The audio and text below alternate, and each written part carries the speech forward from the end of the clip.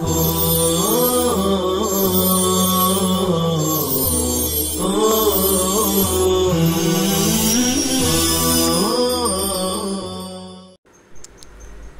الله الرحمن الرحيم. الحمد لله رب العالمين والعاقبة للمتقين والصلاة والسلام على سيد المرسلين وعلى آله وأصحابه أجمعين. عزیز طلبہ، حسامی کا یہ سبق نمبر 10 ہے. قیاس کی شرطوں کا ذکر چل رہا ہے. عبارت دیکھیے: والشرط الرابع ان يبقى حكم الأصل بعد التعليل على ما كان قبله، لأن تغيير حكم النص في نفسه بالرأي باطل كما أبطلناه في الفروع.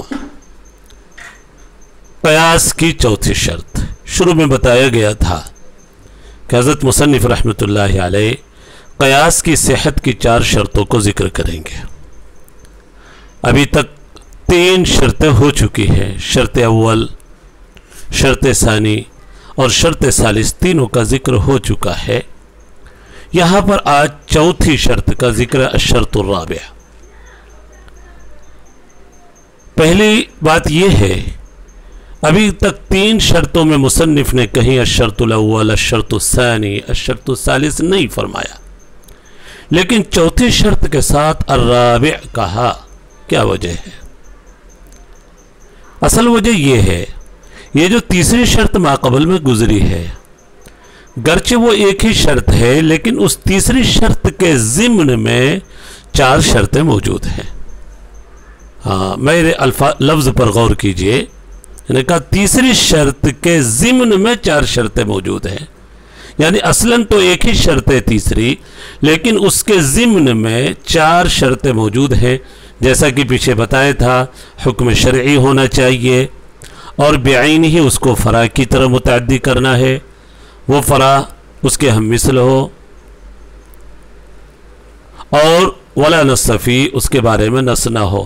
تو چونکہ تیسری شرط کے اندر ضمناً 4 شرطیں آئی ہیں، تو کسی کو دھوکہ ہو سکتا تھا کہ یہ شاید 7ویں شرط ہو. والشرط، اس لیے حضرت مصنف رحمۃ اللہ علیہ نے اس کا خلاصہ کر دیا اور وضاحت کر دی کہ نہیں، اصلاً یہ چوتھی شرط ہے.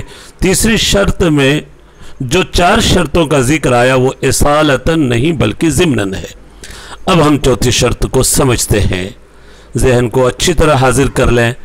اصل کا حکم قیاس کے بعد باقی رہے اپنی پہلی حالت پر، علی ما کان قبلہ. اصل سے مراد مقیس علیہ ہے. فرع بولے تو مقیس، اصل بولے تو مقیس علیہ. یعنی قیاس کے بعد اصل کا حکم اپنی حالت پر رہنی چاہیے. اس کے اندر کوئی تغیر، کوئی تبدیلی نہیں ہونی چاہیے قیاس کی وجہ سے.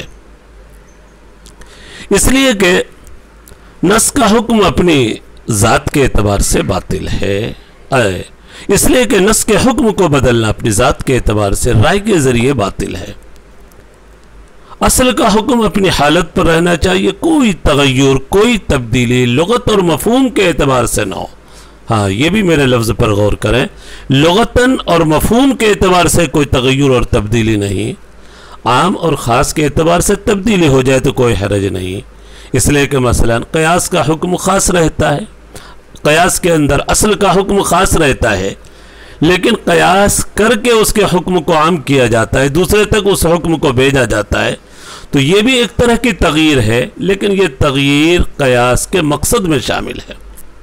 قیاس کیا ہی جاتا ہے اس لیے کہ جو حکم خاص تھا، محدود تھا اصل اور مقیس علیہ کے اندر، اس کو دوسروں تک بھی پھیلایا جائے جہاں جہاں وہ علت مشترکہ موجود ہو. لیکن یہ خاص کو عام کرنا ہے اور یہ قیاس کے مقاصد میں شامل ہے. اس طرح کے تغیر اور تبدیلی کی تو اجازت ہے. یہاں پر وہ تغیر منع ہے، وہ تبدیلی منع ہے جس کی وجہ سے اس کا مفہوم بدل جائے، لغوی اس کا مفہوم بدل جائے. ایسی تبدیلی جائز نہیں ہے. اصل کا حکم اپنی حالت پر باقی رہے تعلیل کے بعد. اس لیے کہ نص کا حکم کے بدلنا اپنی بذات خود رائے کے ذریعے باطل ہے. کما ابطلناہ فی الفروع، جیسا کہ ہم نے اس کو فروع میں باطل کیا۔ اس عبارت کا مطلب بھی سمجھا، کما ابطلناہ فی الفروع، یعنی فروع میں ہم نے تغیر اور تبدیلی کی اجازت نہیں دی۔ فروع سے مراد گزشتہ مثالوں کو لے رہے ہیں۔ کفار یمین اور کفار زہار کا ذکر آیا تھا، آپ کو شاید پیچھے یاد ہو کہ وہاں پر اللہ نے مطلق رقبہ ذکر کیا۔ حضرات شوافی نے کفار یمین اور کفار زہار کو قیاس کر لیا کفار قتل پر، اور وہاں پر فتحریر رقبۃ مؤمنہ ہے، تو تمام کفاروں میں انہوں نے غلام کے مومن ہونے کی قید ذکر کر دی۔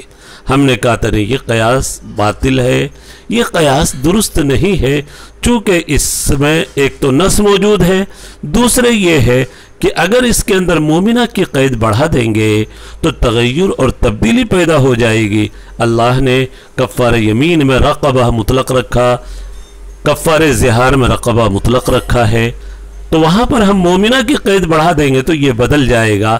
تو جیسے فروع میں یعنی کفار یمین اور کفار زہار والی نص میں ہم نے تبدیلی نہیں کی اور مومنہ کا اضافہ نہیں کیا، جب فروع میں تبدیلی کی ہم نے اجازت نہیں دی کفار یمین اور کفار زہار میں، تو اصل میں بھی ہم تغیر اور تبدیلی کی اجازت نہیں دیں گے۔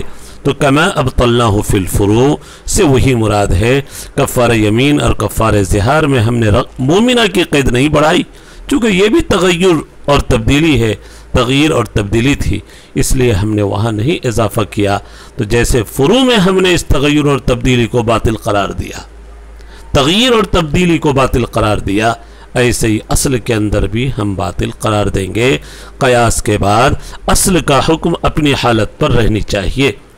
کما ابطلناہ فی الفروع وانما، اب آگے کی عبارت دیکھیے، وانما خصصنا القلیل من قوله علیہ السلام لا تبیع الطعام بالطعام الا سواء بسواء لأن استثناء حالة التساوي دل على عموم الصدر في الأحوال ولن يثبت اختلاف الأحوال إلا في الكثير فصار التغير بالنص مصاحبا للتعليل لا به۔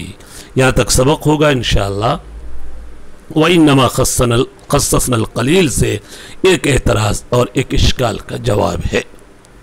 حضرت شوافی کی طرف سے یہ اشکال ہے کہ آپ نے ابھی ضابطہ بیان کیا کہ اصل کے حکم میں تبدیلی پیدا نہیں کریں گے، قیاس کی وجہ سے اصل کا حکم بدلا نہیں جائے گا۔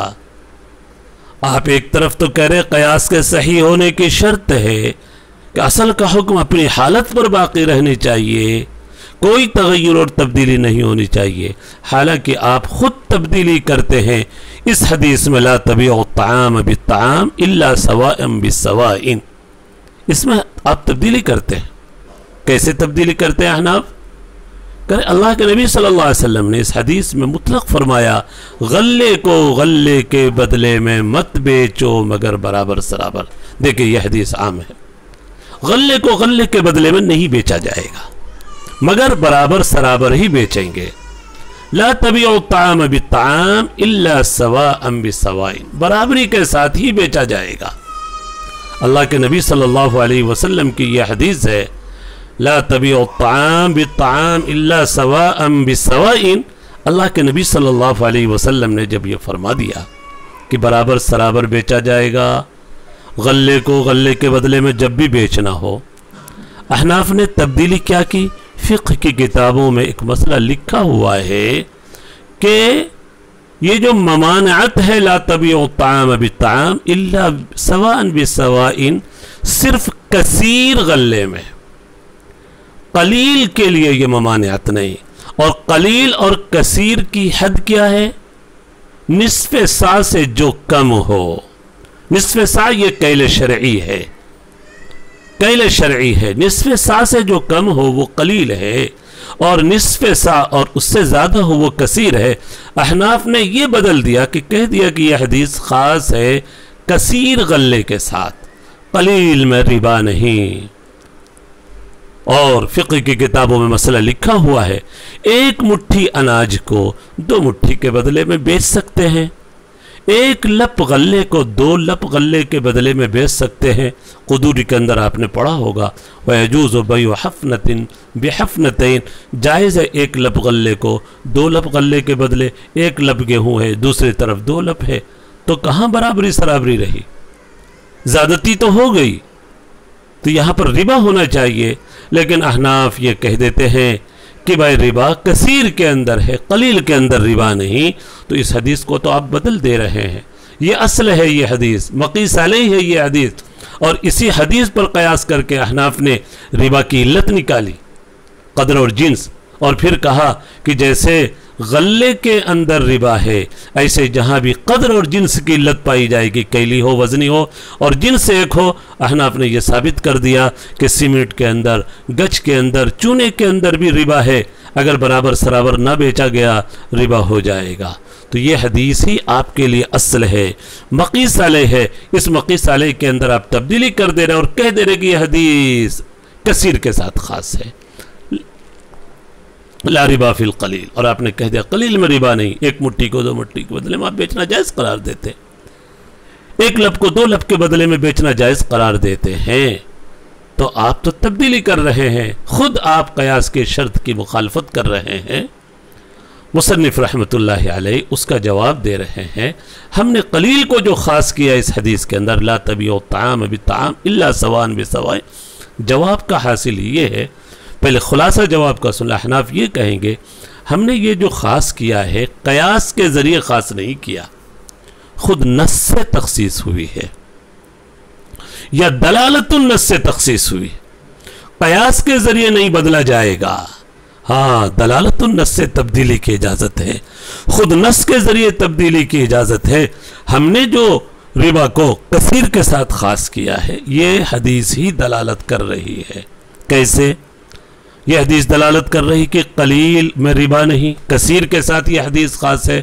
اب دیکھیے، لا تبیعوا الطعام بالطعام الا سواء بسواء، غلے کو غلے کے بدلے میں، یہ جواب دیا جا رہا احناف پر جو اعتراض ہوا اس حدیث کو لے کر کہ یہ حدیث کثیر کے ساتھ خاص کیسے ہے۔ جواب سنیے، بہت مختصر جواب، اختصار کے ساتھ۔ اللہ کے نبی صلی اللہ علیہ وسلم نے فرمایا غلے کو غلے کے بدلے میں مت بیچو مگر برابر سرابر۔ ہم جانتے ہیں سواء بسواء ایک حالت ہے اور یہ مستثنی ہے، اور قاعدہ یہ ہے کہ بہتر یہی ہے کہ مستثنی منہ کی جنس سے ہو، تو گویا اللہ سے پہلے حال ہی کو محذوب مانیں گے، لا تبیعوا الطعام فی حال من الاحوال الا سواء بسواء، غلے کو غلے کے بدلے میں کسی بھی حال میں مت بیچو مگر برابر سرابر، کسی بھی حال میں۔ اور حالات کل 3 ہیں، ایک تو مفاضلہ ہے، زیادتی کے ساتھ بیچنا، ایک ہے مجازفہ، اٹکل کے ساتھ بیچنا، اور ایک ہے مساوات، برابری کے ساتھ۔ اللہ کے نبی صلی اللہ علیہ وسلم نے سواء بسواء کہہ کر ایک حالت کو خاص کر دیا ہے، مجازفہ جائز نہیں، مفاضلہ جائز نہیں، مساوات اور برابری۔ فی حال من الاحوال جو ہم نے محذوب مانا ہے مستثنی منہ اللہ سے پہلے، فی حال من الاحوال، یہیں پر احناف کرتے جو احوال ہیں ان احوال کا تحقق کثیر ہی میں ہوتا ہے، مفاضلہ ہو، مجازفہ ہو، مساوات، ان کا تحقق اور ان کا وجود کثیر ہی میں ہوتا ہے، تو خود نص سے ثابت ہو گئی کہ یہ حدیث کثیر کے ساتھ خاص ہے، قلیل خود خارج ہو گئی۔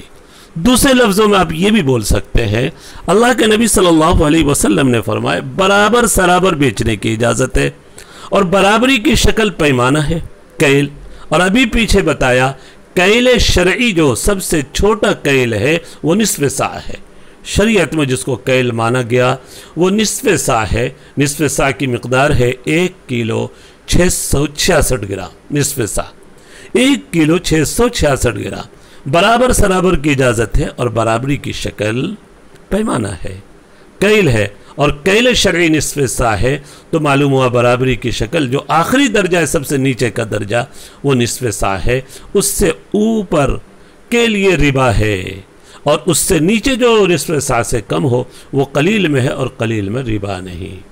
تو یہ 2 جواب ہوئے، فی حال من الاحوال محذوب مانا मुजाज़फ़ा मुफ़ाज़ला इन अहवाल का ताल्लुक़ कसीर में होता है तो कलील खारिज हो गए।